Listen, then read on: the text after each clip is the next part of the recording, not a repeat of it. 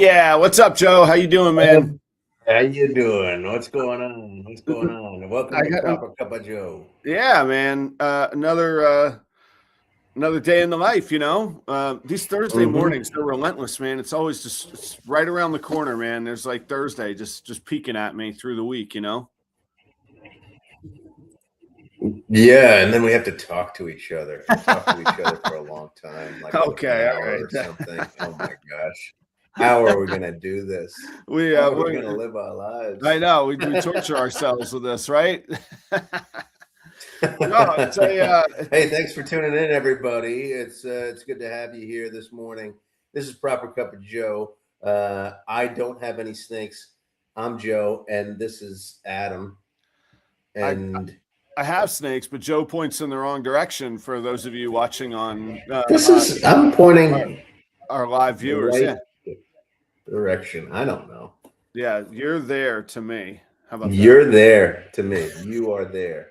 We're always over there. It's like remember those like staged photographs in like the 80s where everybody was looking over there? So what's going on with you this week, huh? I've just been busy, man. Actually, I was trying to think of my one thing this morning, and really what I came up with was like, I have managed to find myself back in the middle of all kinds of like team and group dynamics, which first I've had enough of group dynamics for the rest of my life.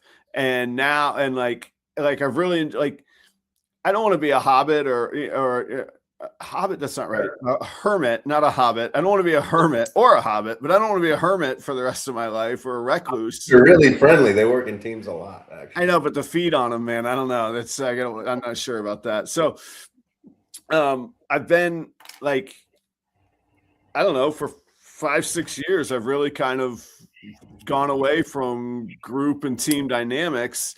And this one consulting project that I'm the project lead on, there's a lot of people in the mix, and some of those people approve and sign my invoices, my checks, and then like other people are the directors of their own department, and here I am supposed to be the project manager for their department project, and it's reminded me of like the exhaustion that most people must go through every day in like work environments, just trying to like navigate other people. Yeah, navigating other people. And because the other thing too, when I was in the middle of group dynamics for 20 years, I was the boss. Like I had to navigate the group dynamics, but at the end of the day, I got my way.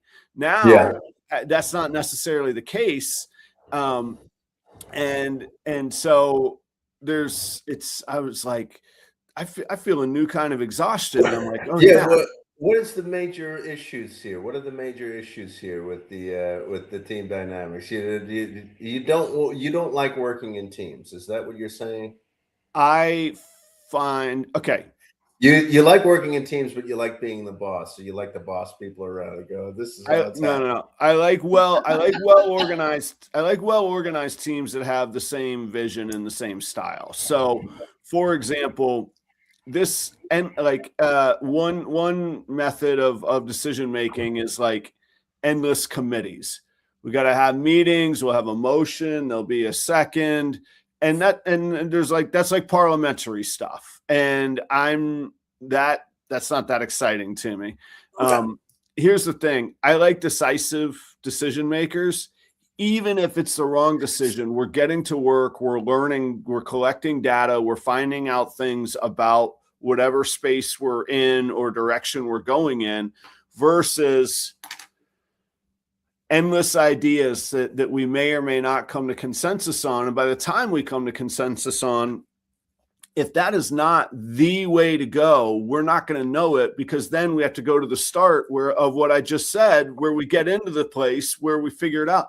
If it's a good direction and it fits, let's go in that direction and we can tweak it, versus trying to find perfection up front. And man, then this is nothing specific about anybody, but just in general, then you throw in different areas of expertise egos, visions, behind the scenes ideals, or behind the scenes.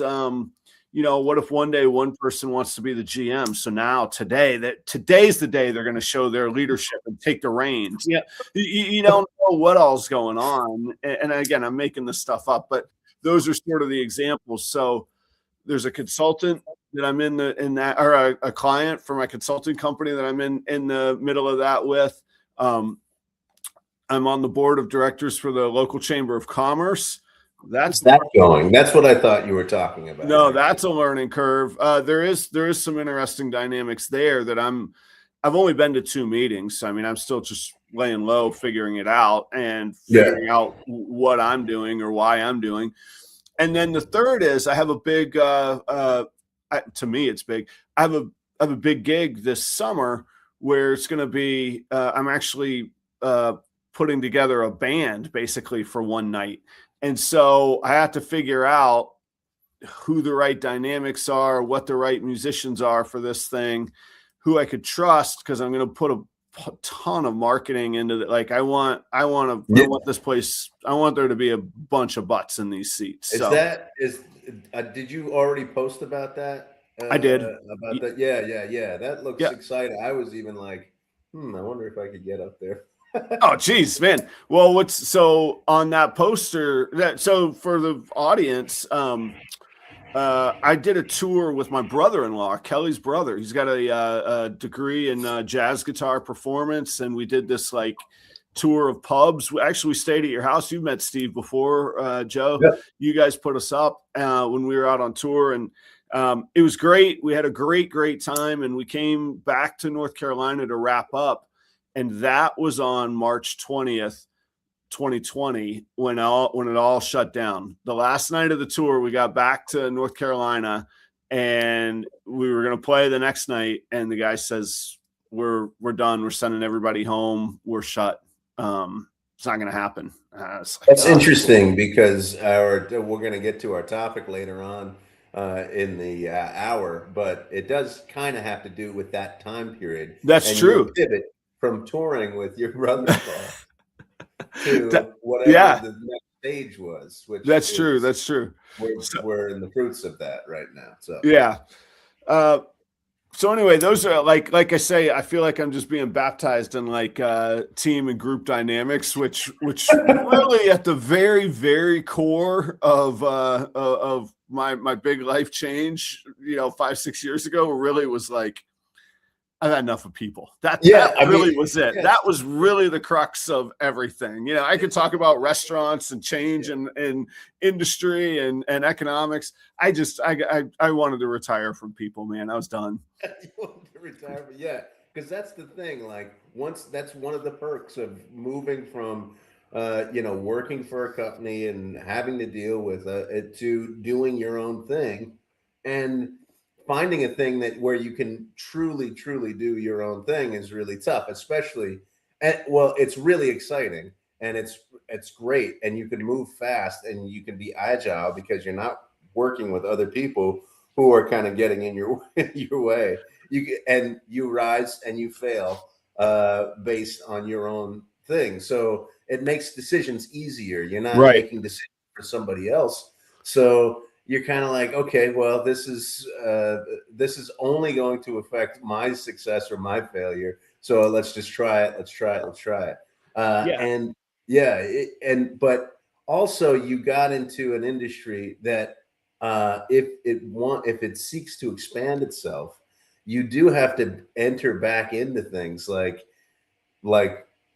I think getting a part of being in the Chamber of Commerce is kind of neat. Do you think there are a lot of I was going to call you a snake handler, but that's not right. Snake breeders and sellers who are actually in chambers of commerce? No, probably one on that as well. You think so? I do. I mean, I don't know of anybody else. They might be. I'm not familiar. We could ask the audience. I'm kind of interested if anybody here is in the Chamber of Commerce, because one of the things that this show wants to do is it's inviting somebody who knows nothing about snakes into this conversation and has, questions about it and everything. That's me. And so I ask these questions, but also the whole idea is to bring people in, kind of normalize the whole industry, right? To like make it palatable for everyone else. And I just wonder, if anybody has actually been in the Chamber of Commerce right there, based on their snake business. Well, and what's funny though is my membership in the local chamber is with the car wash, not the snakes. And it's disappointing. It's disappointing, Adam. Well, if you come by this car wash off of me, I'll have to join the chamber as proper royals. Are you looking to unload a car wash?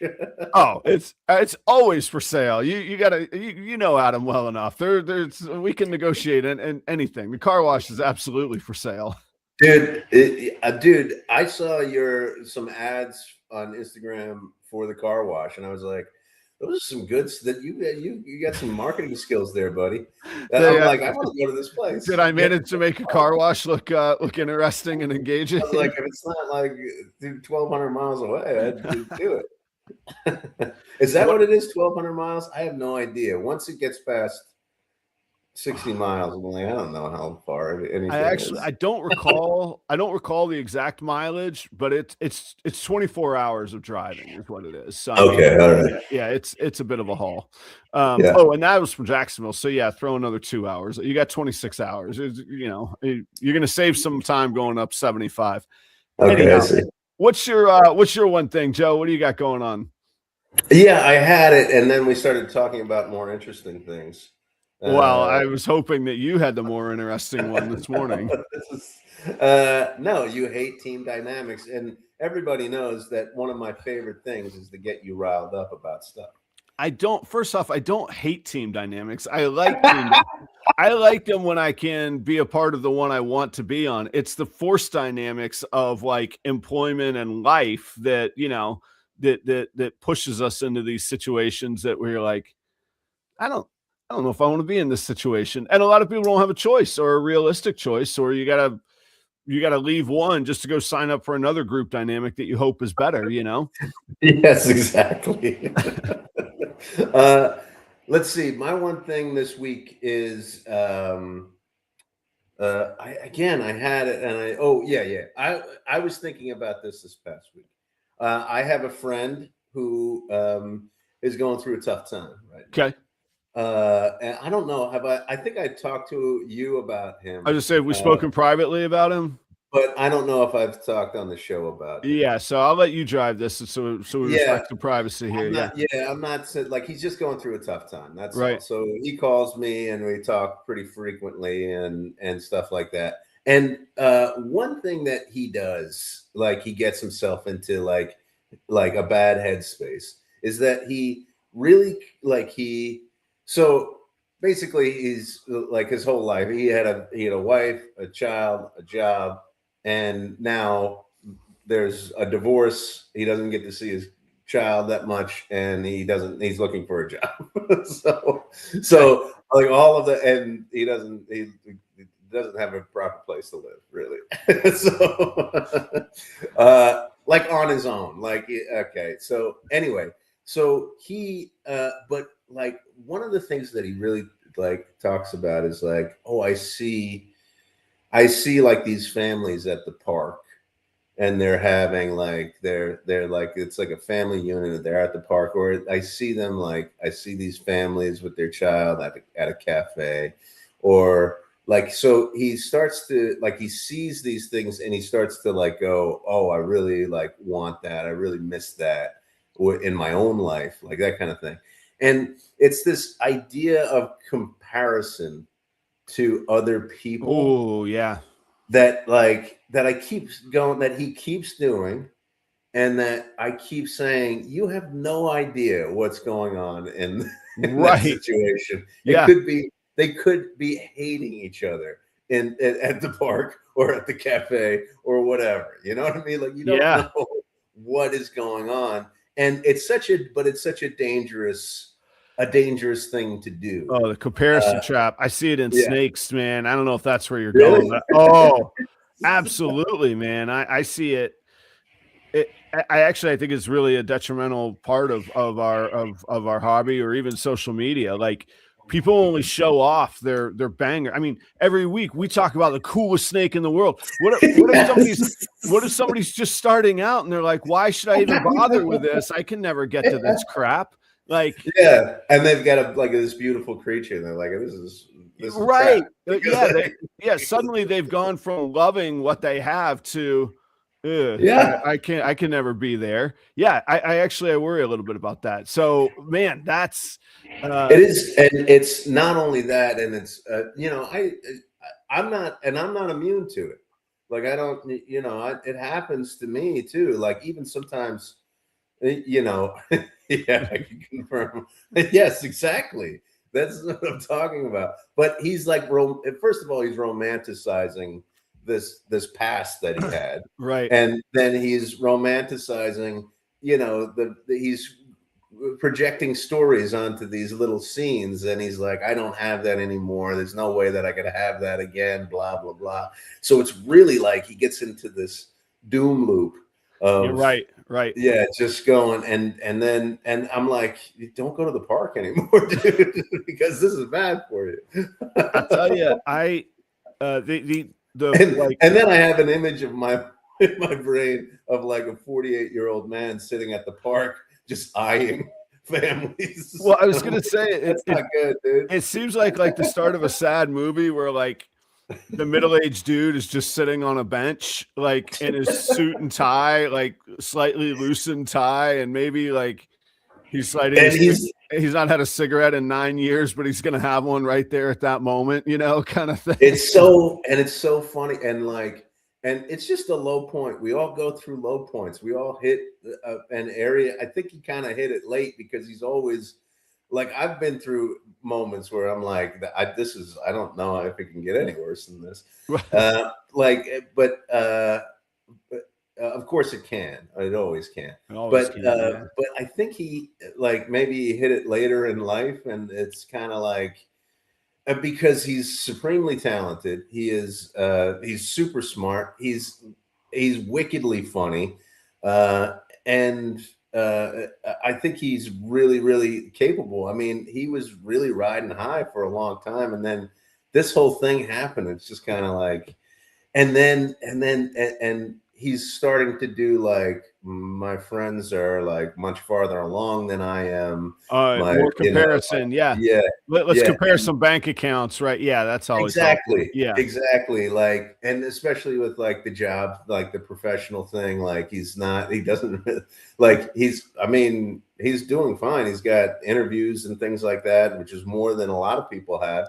And I think he does have like a prospect that he's gonna, but like, he's still like, I should be farther along and like, this guy is a jet setter. He was like, he traveled the world. He had this great job. He met with like think of a CEO. He was in like the tech space. Yeah. And he, like, think of a CEO. He's met him or her, and like, and put these conferences together. He's like really, really super talented, and he's getting caught in this. And you're not immune from this kind of stuff. You brought up something that you said, like, maybe he hasn't gone through this, or he's just discovering this at this time in his life. I don't wish hardship or suffering or trials on anybody. Yeah.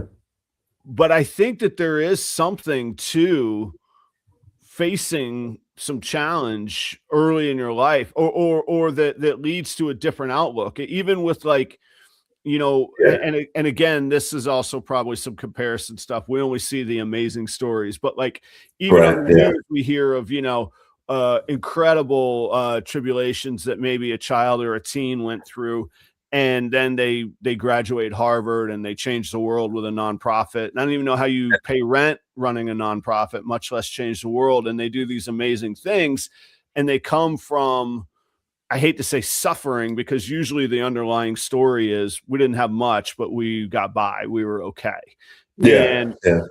And I don't know anything about your friend. So now I'm sort of projecting onto him, but I think that there's a skill to, I always liked, and it drove my general managers nuts. I always liked people that I could tell had kind of been through it. Like I Mm-hmm. remember a line cook that had been maybe even when he was hired, and maybe he covered it up, but had been like homeless living under a bridge. Friday night rush and that pressure, nothing to this guy, because he'd faced all the, he didn't yell at me louder, Adam, I'll get your burger. You know what I mean? Like there was no problem that was a real, in the restaurant, Right. those weren't real problems. When everybody else was melting down, going, "This is all," tears. This is terrible. It's not terrible. You haven't lived under a bridge, And again, I'm not wishing that on anybody, Right. Yeah. Yeah. Yeah. but No. Yeah. Right. Right. and I remember I've talked on the show before. There was a time I was how old was I? I was gosh, I was 36. Actually, that was 10 years ago now. It really kind of kicked me right in the tail, man. In the private club world, I joked that it's like being the professional coach sports world. Like you have a job until you don't one day, and there's no heads up, and you're just told you don't have a job, and if you're lucky, you get a check, which I did. But yeah, they were just like, hey, we don't want you here anymore. And if a billionaire is bored with you, you don't get to stay. That's it. But I didn't know that that's how the world worked. Yeah. And in my mind, I had everything riding on that identity, that job, that trajectory. I'd never, quote, failed or been fired. And now, like having gone through that, the perspective, it opened a whole new chapter in my life. It led to leading and meeting new, amazing people that I still work with. I hate to say it, it gave me the skill of, okay, well, and I remember I was like, well, I'm going to have some beverages straight ahead for probably a day. And then I'm going to take a day and not do that.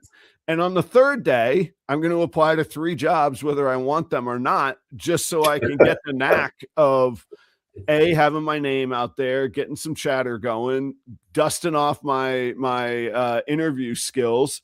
And I did that. And I think by the, 5th or 6th day, I had found my job, and I was like, yeah, I'm okay. And I got this check in my pocket. Like it's like, and yeah, to go through this is really, it makes me think, it actually makes me think of this documentary on Martin Short that I just right. watched. Yeah. Because he lost his 3 of his family members when he was real young. And he talked about like, oh, well, like I'm never frightened on stage. I'm never scared to be on stage, because it's like, I went through that. This is easy, right, compared to going through that. And like, even like, so, and he went through his wife having cancer, and he told his son as she was dying, like, this is a terrible thing, but it's also, you're being given a gift, which is a really hard message, to give to your son. You're giving a gift because at some point in your life, you're going to be in some conference room where somebody is reaming you out, or somebody's really angry at you, and you're not going to care about it because you've been through this. I mean, what a crazy, it's true, what a man. crazy perspective. I mean, it's incredible. Yeah. His wife died of ovarian cancer the same year my mother died of ovarian cancer. Yeah. And we were having similar conversations at the very same time, man. Incredible. Yeah, that story really really hits me. Yeah. And it's this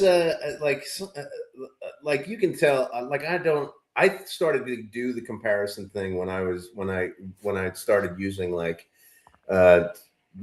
social media. I mean, social media really gets that, right. Because you're only seeing the best stuff. You only see everybody knows that, and but like, you can look at my social media now, like I'm not on there at all, like, to the point where, like, if I send somebody a message on Instagram, they probably think I'm a bot because I don't have anything on my Instagram. So. No, I mean, some of it some of this is sort of tongue in cheek because when I vend solo generally. Yeah. And I'm really adhere to a budget and to spending limits or spending goals. So people will ask me, did you see this snake? You got to go see this thing over there. And I'm like, no, I haven't seen it. And honestly, most of it is because I can't leave the booth because I'm there to sell and there to work, not there to look at snakes. And I can't make a sale if I leave the booth. B, I don't have the money to go buy stuff, so I'm not in the market right now. I'm not going to go. I'm not going to go get distracted. But part of it too is it screws with my head if I'm like, oh no, what am I like? It would mess with me. Like, what am I doing? What am I even doing? Yeah, why would somebody walk over here? And I still, to this day, I still sometimes feel that. But I wouldn't. And actually, it plays into a long time ago. I used to do this coolest ball python in the world episode every month, and that was before I had Instagram. I was like the old dude that was like, I don't need Instagram, and now I realize what a valuable tool it is, you know. But the funny thing is, there was a couple of reasons. It was really hard to do the show. I would try and get the breeders involved and interview them, and they don't want to be bothered and blah blah blah. So I was like, I don't know, I'm going to wind this down. And then I got Instagram, unrelated reasons, but I was just like, I need to do that for snakes. And I started scrolling through Instagram. I'm like, every one of these snakes are the coolest ball python in the world. What am I even doing? And I ended the segment. I was like, I'm not doing this anymore. This doesn't make sense to do. So that's a part of your decision to stop that segment? Yeah, I was like, they don't need me. What am I breaking news here? Oh, it's all right here. It's already there for you. So interesting, and it really kind of goes into our. So much of what we're talking about goes into our topic. Yeah, that was right. So, that was all at the same time. So, Jimbo mentioned earlier we could do the okayest ball python in the world. The most average snake of the week. This one makes people feel good. And I don't know, like I wouldn't understand the scale. Like, would it be better to get less cups of coffee, give less cups of coffee to the most average snake in the world? Well, I think it's still it's still a scale. I think there's two different containers. Look, like we say, well, because we say we don't want to fall into the comparison trap, but we also got into this because we were inspired by something very, very cool. And so, for example, guitarists, there'll be gatekeepers that laugh at you if you play a Squire or an Ibanez. Let me tell you, they have 22 frets. They make notes. They could be plugged in and ripped on. But I still dreamt of the days I could own Gibson, guitars and Fender amps, the real deal. Yeah. So yes, there's a comparison trap. There's also being excited and having a goal and being inspired and learning. And so I think there's that balance. I think there's a couple different containers where you can, the golden sweet spot, which I hope we do, is appreciating the leaders or the people that will become the leaders because of what they're doing, and still being confident in where we are and what we're doing, that, hey, there's room for all of us, and they were on a path at some point. If they did it, why not me? And what can I do better than what they did? How can I leave this even a better place than they have? And that then becomes inspiring to me. Do you feel like you have I'm talking about not you, but people in general, that it's more difficult to find information or inspiration as you get older? Like, I'm thinking of my friend again, and I'm also thinking of me. Like, do you find that it's like when you're young and you get into this comparison loop or this doom loop, this comparison game, you go, well, I still have time to perfect my craft or whatever. But as you get older, and you see that kind of thing, do you think that it could be more detrimental to get into that comparison thing when you're older because you're feeling like, oh, I don't have enough time to turn things around or something? Yeah. Do Well, you follow what I'm saying? I do follow what you're saying. I think we're all human. And I think as we get older, it's harder for us to admit that there's still things for us to learn.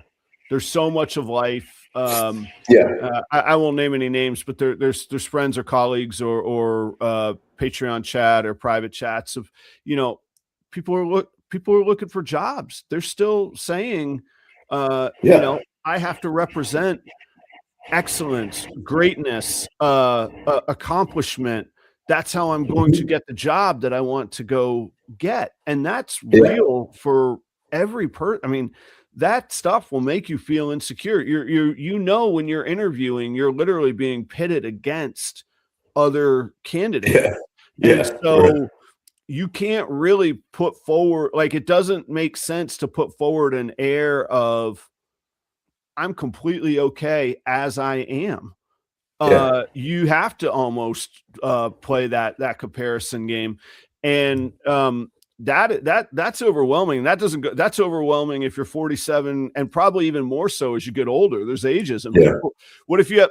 There's, again, going back to the group dynamics. I remember having young managers that were like, I can't tell that server what to do. She's been here for 20 years. She's. Yeah. Yeah. Well, what'd you sign up for? Did you put your big girl pants on today or not? Like, you want to be the boss. And it doesn't mean you have to go boss people around. It does mean you have to say, these are the expectations. You're meeting them or you're not. Here's how I'd love to help you meet these if you're not. But I will say, we talked about like struggling or going through stuff kind of builds empathy and builds character and strength. One of the things I always was challenged with my father. I lived with my father growing up, and we moved a lot, man. I think I went to like 7 schools before I graduated. I mean, I moved constantly. So I had to be this chameleon. And there was some time it was 10th grade. It was just after I'd moved from Tampa, after I'd met Chelsea, and we moved my sophomore year up to Jacksonville. And I remember somewhere in that year going, I don't give a fill in the blank. I'm done with this social crap. And I was just me. And life got way, way easier, man.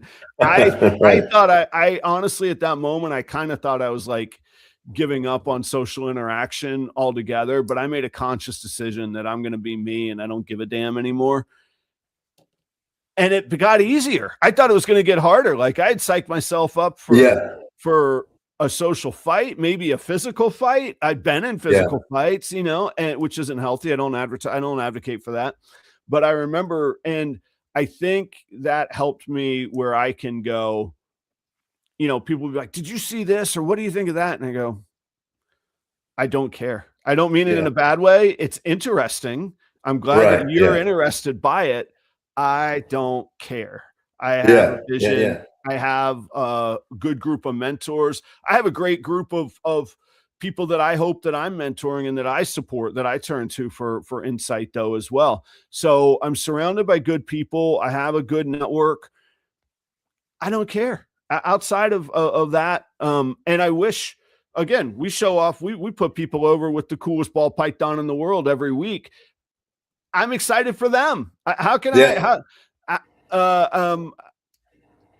there's some meme or some saying like, how can we're not in competition if I'm happy you succeed. I want you to crush Yeah. these things. Like, it's the rising tide will lift us. You know what I mean? Yeah.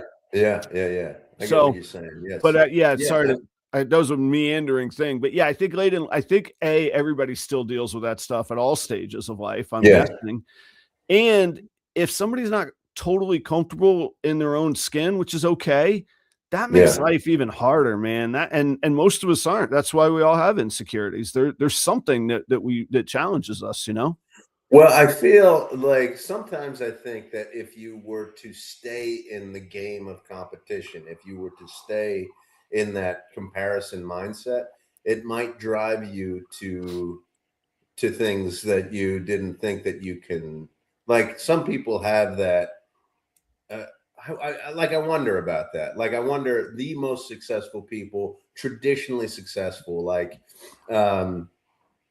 huge amounts of money, or moving up, the ladder, or whatever you would describe as traditional success that our society says is success, right? Uh, uh, if if if they have gotten rid of that competition thing, Mm. or are they actually playing the game? They're just playing it really well, and I wonder, like, if you're stepping outside of the game, does that cut you off from certain echelons of success? Well, I think there's different kinds of people, and I get what you're saying, and there's way more than two kinds. I was gonna say there's like two kinds of people. There's a bazillion there's a bazillion kinds of people. But you could be driven by it, but you could be driven crazy by it as well. So I remember having like and I know that people roll their eyes at this.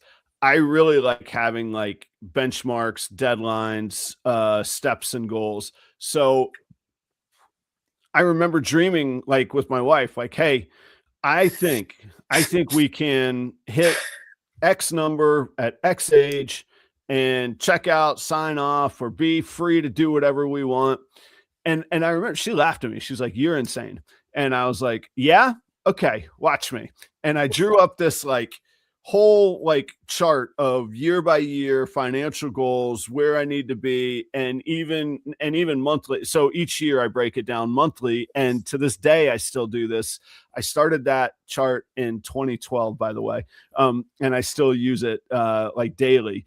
But like if you and I see that as competitive. Now I don't see it comparison to other people, but I see it as competing against those are my goals. Am I Mhm. making them? Am I not? Am I smoking them? Am I not? And if I am, hell yeah. And if I'm not, well, I better go get to work kind of thing. But Yeah. specific to what you're talking about, I remember a time in my life where I said, all right, uh, I'm at I'm at this point and I'm making X amount. I want to be at this title and I want to be but I would look around to the people in the industry that I respected. Part of why I left Ruby Tuesday was I didn't have a good answer for like who am I going to look up to and whose footsteps am I going to follow in? I realized I didn't really respect most of the Okay. higher ups, that I had reached Yeah. a point where I wasn't really inspired by the people that I was looking up to. And I hate to say that because I had an excellent mentor that actually still works for that company and who did wonderful things for me. But I felt he was the exception, and that made it really easy to go, I'm not doing this for the next, at that point in my life, 40 years. But yeah, I mean, so my point being, you could either be overwhelmed and driven crazy by why would I ever do this, or you could go, all right, that's my goal. Here's where I am. Yeah. How do I get there? And the reality is, if you notice, I just made like a straight line to the point. The reality is it's this kind of line to the point. Well, there was this thing that, so I worked at a university, and it was a Catholic university, and the highest Catholic university in the United States is Notre Dame, right? Okay. Before this president was in place, they were like, how do we be Notre Dame?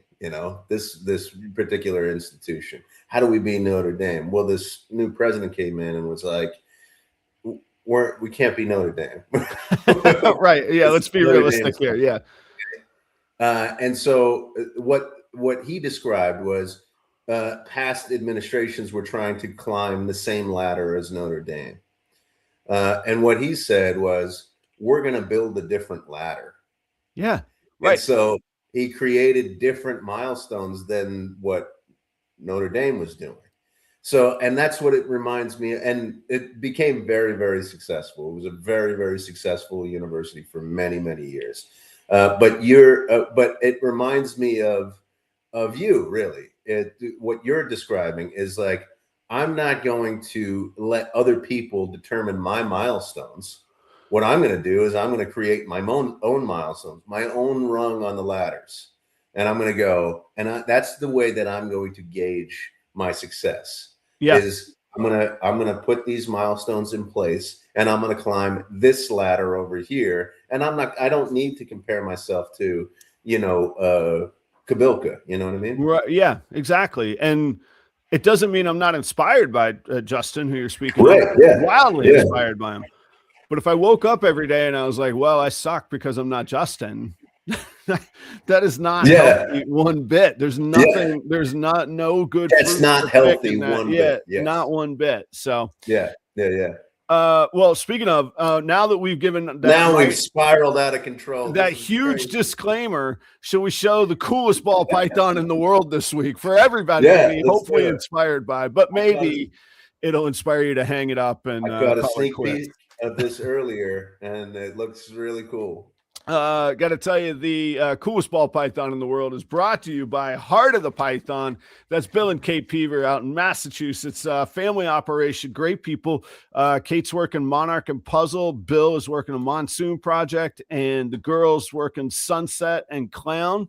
I could tell you personally, they're great people to do business with. They also have a line called Heartline, where they are breeding ball pythons for temperament. And that brand is on TikTok, and I think it's a great initiative to grow the hobby, to provide snakes that will be or have a better chance of being successful with new keepers and new owners. I think it's great. Go check out Heart of the Python. Their information is down below, but you can catch them on Instagram or Heartline on TikTok.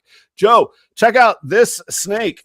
I got to bring up the stats on this thing. This is from designermorphs.de, which I believe DE is Deutschland. I believe this is a German breeder. Look out. This.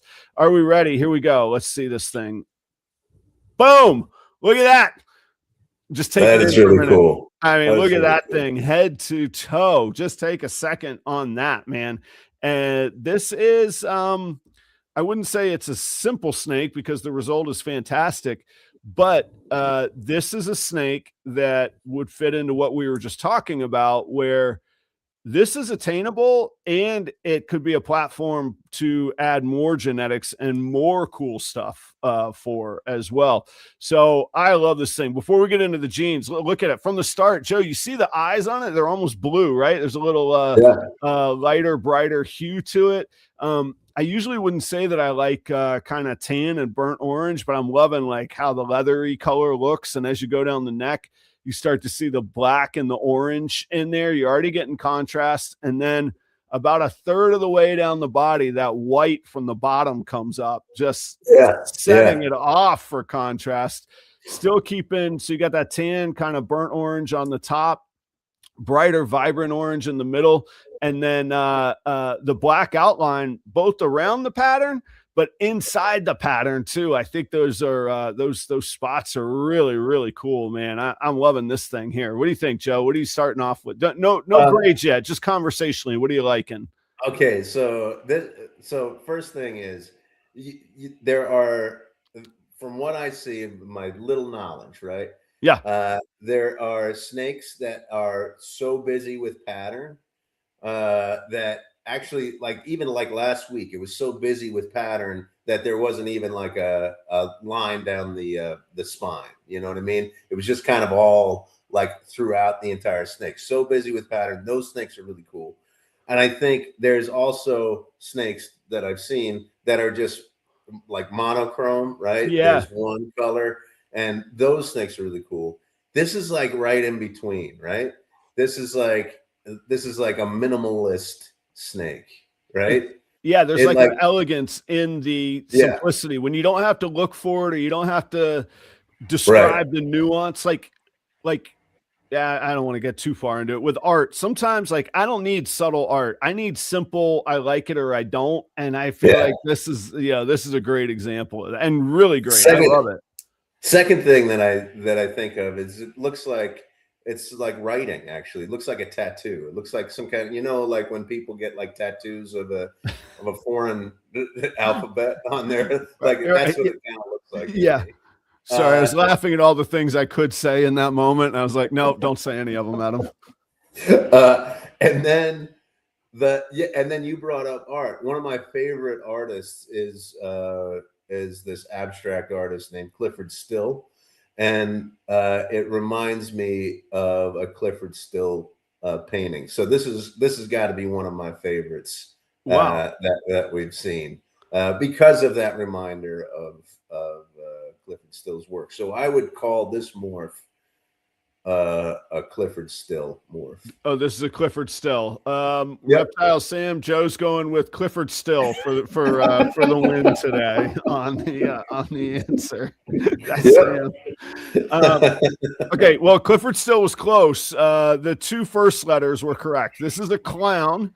Clown. Okay. So we got a clown recessive as the base morph, or as the base recessive. That's the only recessive in this animal. Otherwise, check this out, guys. This is, and Joe, you're gonna start rolling your eyes. Like, is Adam just making these up, or these actual names? So right here we have a Wookiee black pastel special clown. That's it. So 3 codominant traits. So Wookiee is brings darkening traits. It is a brown color that it brings, and it causes like a rounding and spots. So that spot you see right in the middle, that's a direct result of the Wookiee. And I would say the brown on top is the Wookiee.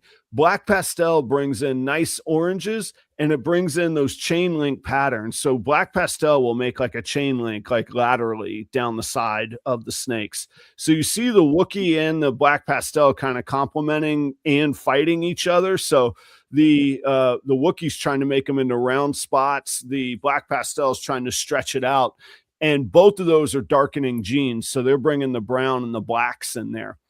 Special, on the other hand, is bringing that white up from the bottom. Special is a brightening gene. It's also part of what we call the Bell complex, which Bell stands for blue-eyed leucistic. And you could see that trait breaking through and how bright those eyes are as well, man. So the special is really bringing light contrast into the dark morphs. I think this is just a banging snake, man. I love this thing. When I saw it, I was like, and that's exactly how it works. If it makes me stop when I'm scrolling, I'm like, that's cool. I don't need to know what it is. I don't need to know why it's cool. I need to appreciate it first. This one check those boxes. How unique too, man. Really, like you say, almost understated. Yeah, there's a lot to this snake, man. I really enjoy this one. There are, I think there are certain snakes that when I see them, I go, it is incredible, all the different ways that you can breed a snake, and all of the different styles, all of the different morphs, all of the this is as an outsider, right?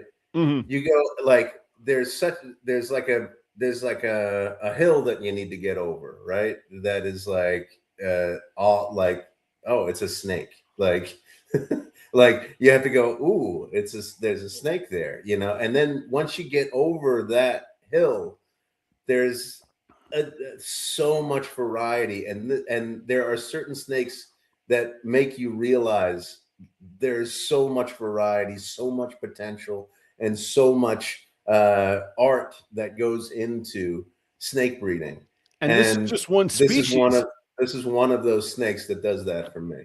That's cool, man. That means the mission is still alive and well, my man. Yeah. That is cool. It is. It is. You want to how many cups you giving this thing? What are you going with here, Joe? Well, I got a quarter cup left here in my cup, and that's pretty appropriate. So I'm going to give 1.75 cups of coffee. Oh, okay. That's how much you drank. I thought you were going to give it a quarter cup. I was like, man, you're getting stingy, Joe. Your palate's getting too good. Actually, that's the only thing I can really have today is coffee, water. I'm on a clear liquid diet until tomorrow. Oh, you getting the old oil checked, huh? Yep. Yeah, good for you. It's got to be done, man. Got to be done. Got to do it. So. Yeah. before we jump into anything, guys, go check out Cold Blooded Cafe, finest in frozen rodents. Man, I'm still thankful for Cold Blooded Cafe.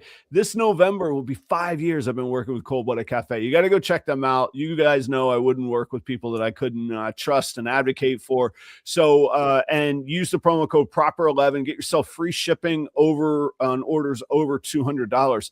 I learned something last night. I got a text from a friend and customer who said, we were chatting and something came up about Indianapolis.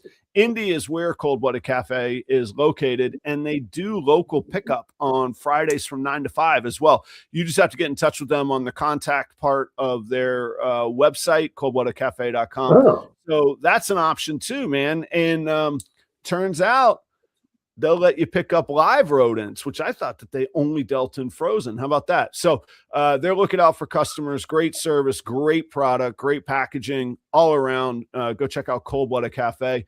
And Husbandry Pro, the Husbandry Pro Next is now in beta testing. Different early access users are doing the beta testing on that. Husbandry Pro Next will be out soon. But as far as organization, tracking genetics, tracking projects, processes and systems, feedings, cleanings, generational genetics, all of that kind of stuff is in Husbandry Pro. Very well organized. I take it for granted now how much I use it. So I highly recommend it, and it's become a backbone of my operation. And we're coming to you guys ad-free from our good friends at Palm Street. If you are interested in live selling, you think that that's your space, that's your happy spot, go somewhere where you're allowed and helpful and encouraged to sell reptiles. That's Palm Street. All of those links are down below in the description.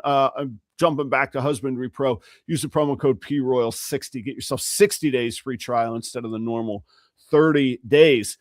Joe, we used up almost the whole show. We went down rabbit hole. No, I feel like because this is the topic that we had discussed doing deserves more than what we have left. We have 7 minutes left. Yeah, well, so what I would say is, what is inspiring you this week? What comparisons and what goals are you working towards in your world going forward, man?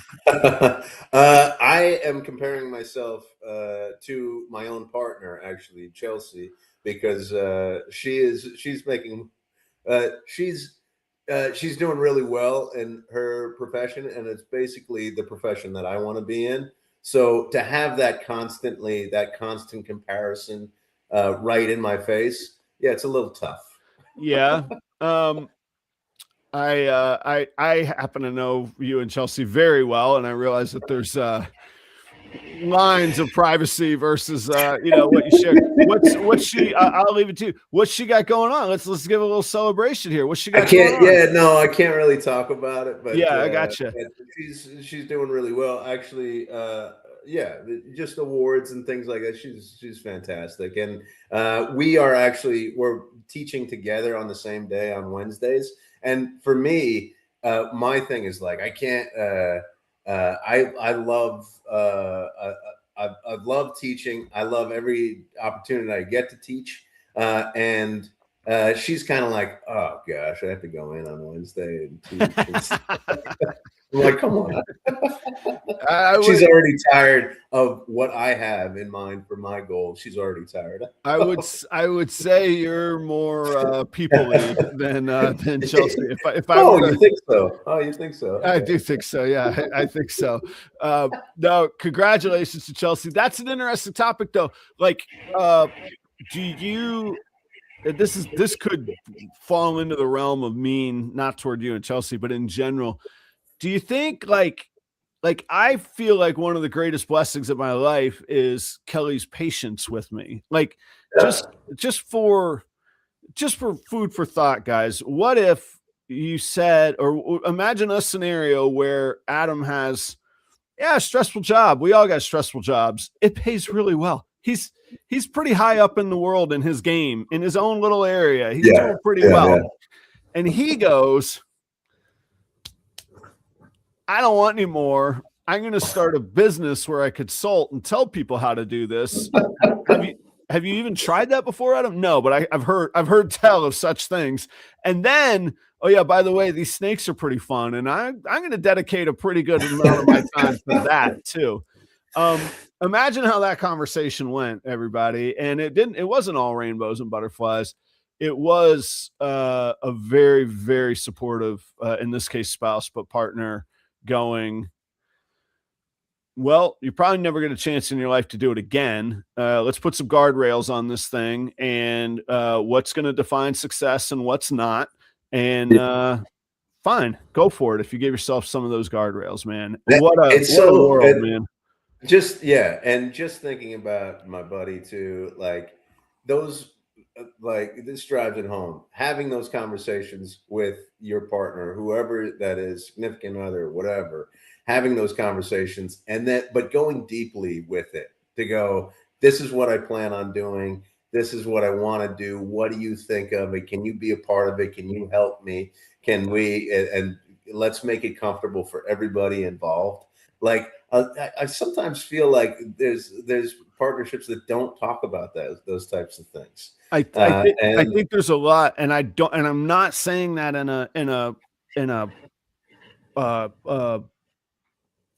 a rude way or in a mean way, but I do think, I'm not saying it like, oh, Adam's got it all figured out. I'm saying, I'm lucky I stumbled into this person that I'm still amazed by, and still takes me aback sometimes when I'm like I cook up things in my mind where I'm like, how am I going to explain this? And she's like, well, if that makes sense, give it a shot. And then again, like what will be success and what won't be, and I'm like, oh my gosh, who did I get here? How did I win this celestial lottery?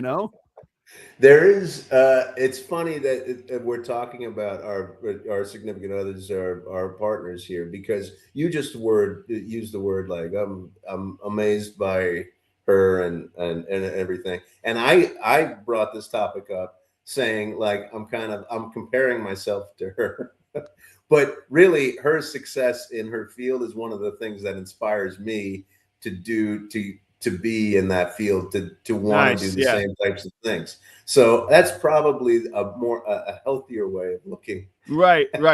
Just not so much comparing, but being inspired by it. So, well, and I'll tell you too, like, I think the things that we're both amazed and frustrated by sometimes can be reflections of ourselves. So now it's like a challenge of like, or the flip side. I'm not saying like I'm amazed by her because I'm so amazing. I'm amazed by her because I might not have responded that way. I might not have had that in me to be like, yeah, that's a great idea. No, you know what I mean? Like, would I have been so supportive had the tables been turned? And I find that as a challenge that I set for myself to make sure that I, both to her, but to people in general, to go, if you're the right person, go do it, versus, you're insane. I wonder, like, that's another thing for the chat. And I know we need to close up, and actually I got to hard out, but I wonder in the chat, like, how many snake breeders who make this a huge part of their lives have partners who don't want any part of it or are not interested in it? Or is it more, couples that are involved, maybe one more than the other? That's what I wonder about. I see a lot of couples. Like, it's like it's like an us thing or a family thing. And that's pretty cool. Like, I know a lot of like certain breeders, again, there's egos and it takes all kinds, I guess. There's certain people that laugh and turn their noses up at that and all. I think it's cool. Like, you got to surround yourself with every bit of support and like-minded people that you can. So if you have one in the house that's going to support you, now it could be a toxic support. If you're broke and have no money, you probably shouldn't be buying expensive snakes or maybe any snakes. You need to be able to care for a live animal. But in general, I see a lot of couples. I think it's pretty cool to see, actually. Yeah. I do too. But I'm also curious about the disparate relationships too. Not disparate. I mean, the relationships where there's just one, and what's the spouse? What is the significant other thinking? Okay, we got to end on this. So this is Joe. I talked earlier about people that I've been fortunate enough to be able to surround myself with. Joe at JSA is fantastic and one of those people. What was her response when you said, "I want to buy a car wash"? All right, there's a subtle art of considering even worse options, and then the mediocre option suddenly looks really, really good. We looked at, I knew nothing about commercial real estate. So there were two properties I looked at, one in a town called Faribault and one in a town called Cannon Falls that are near me, but also not exactly where I live. And one was from like 1897, and it was an old movie theater, which sounds really cool and romantic until you realize that, like, when you went up into the rafters, you could see clear through the wall, like the wooden wall, the rock wall had like a crack in it, and it was massive. It was like 5,000 square feet of old building, and I was like, this will be great. And Kelly was like, "You're out of your damn mind. That is not great. That's not good." And the thing in Faribault, the town didn't want any part of me there. So that was kind of a blessing in disguise. So then here comes the car wash that actually has a revenue much smaller, and there's nothing to upkeep. It's just cinder blocks. It's not even 4 walls. It's 3 walls because there's garage doors. So she was like, she knew I was going to get something. She was like, "Well, if you're going to get something, this is way better than those other two first things that you looked at." Yes. And I would say, like, if I was in her position, I would go, well, it's not solely snake breeding. So now it's actually like, so don't. It was like a hedge there. Yeah. It's a legitimate business. A car wash, I can understand. Snake breeding, I don't know. We could tell our family we bought a car wash. Adam's going to make a snake facility. It's a car wash. We're in the car wash business. Yeah, asterisk. Yeah. Read the fine print. All right, guys. I appreciate everybody hanging out. It's a fun show. Joe, I'll be in touch with. I got to call you later today anyway, man. Thanks for tuning in, everybody. Not you, Joe, the other Joe, but actually, Joe, I got business. I got to help you. All the Joes, all the Joes. Everybody's getting taken care of. All right, guys. Same time, same place next week. Joe, I hope you have a wonderful week, man. You too, and we'll see you next week, everybody. Thanks. Bye, guys. Everybody wants the outcome. Very few will go through the process. When you think about someone living their dream, I am living my dream. If your business model isn't working, you've got to change your model. You might be all by yourself on that route, but the view's pretty damn good from there. New breeders have no idea how long 2 years is. Imagine 3 years, even 10 years. Stop chasing other people's dreams. Make your own. When the going gets weird, the weird turn pro.